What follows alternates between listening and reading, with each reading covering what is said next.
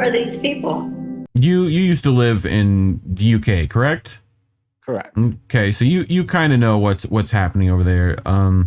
So summer inferno, Europe suffers heat wave, wildfires, and drought. It's becoming the new normal in Europe. A summer of wildfires, drought, and extreme heat. For the first time, the United Kingdom issued a red warning because of scorching heat wave. So this is Kane Bordeaux from Courthouse News Service. They wanted to talk about wildfires, drought, and extreme heat are coming to turn many parts of Europe into a summer inferno. A slow-moving, high-pressure wave is transporting heat from North Africa. Of course, they're going to blame Africa over western and parts of Central Europe, leaving Portugal, Spain, France, and the United Kingdom sweltering.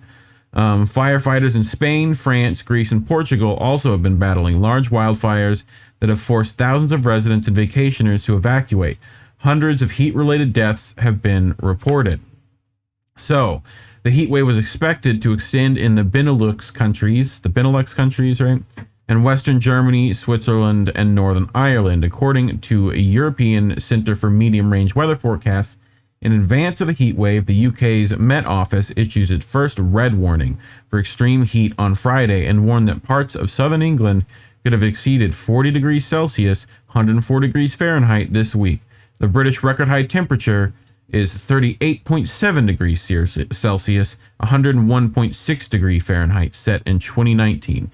On Monday, heat records were broken in Brest, a port city in Brittany in northern western France, and in Wales, where the temperature reached 35.3 Celsius, 95.5 Fahrenheit, in Goggerden near Aberystwyth. Why are they giving me these Wales fucking...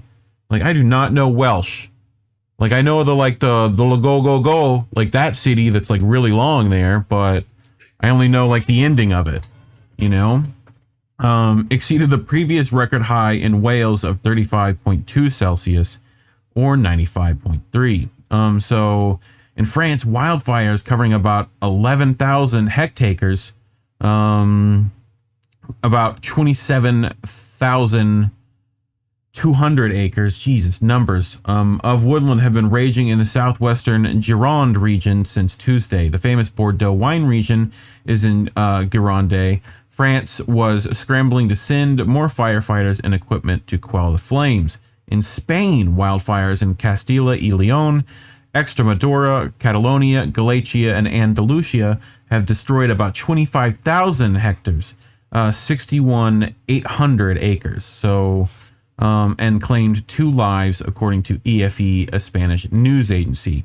Last week, wildfires broke out in Portugal, where temperatures reached as high as 47 degrees Celsius, 106 Fahrenheit on Thursday. By Monday, the fires in Portugal were coming under control, according to news reports. So, a lot of these places don't have AC, is part of the problem. And people are like, no, let me be specific. Americans are like, yes. Oh, what's the big deal? It gets hot here. Right. So why is it such a big deal in Europe? Here's the thing in Europe.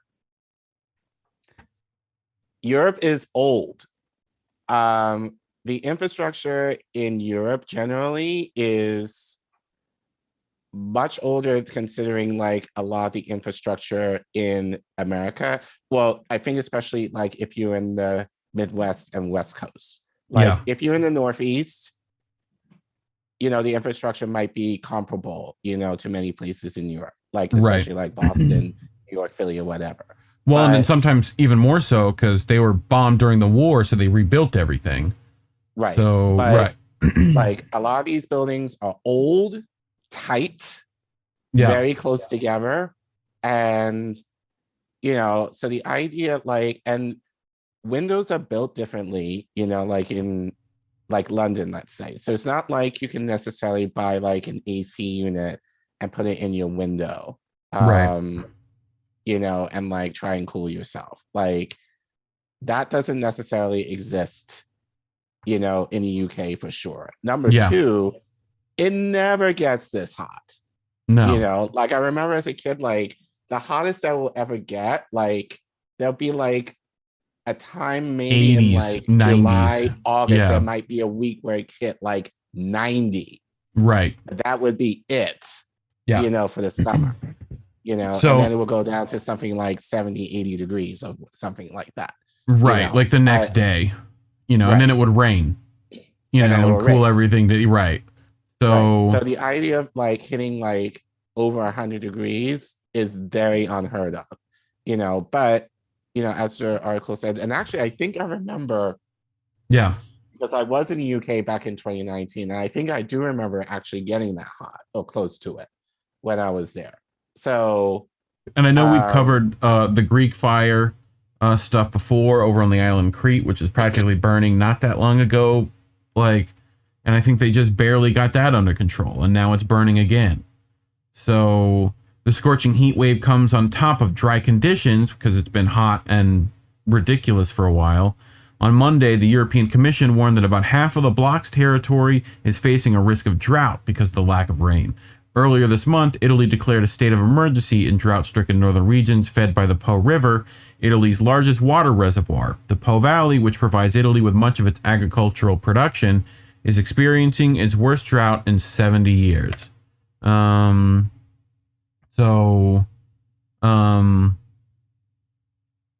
Coldiretti, Italy's largest agricultural union, warned that the drought threatens more than 30% of national agricultural production and half of the farms in Po Valley, with devastating wildfires spread over large areas of Greece, Italy, and Turkey.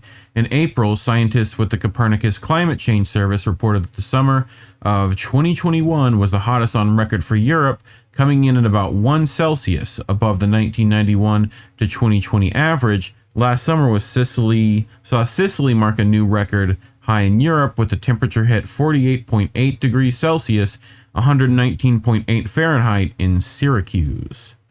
So the EU scientists also said last year as a whole was much cooler than recent years. Scientists say human-caused global warming has already driven temperatures up globally by about 1 degree Celsius and made heat waves and drought more likely. Political tensions in Europe are heating up too, as the EU's large-scale efforts to tackle global warming through a massive European Green Deal are being upended by the war in Ukraine, which has forced Europe to delay plans to close some coal-fired plants and to seek new sources of natural gas and oil after it imposed sanctions on Russia. So, yeah. Nice to know that. Anything about it. No. No, we're not.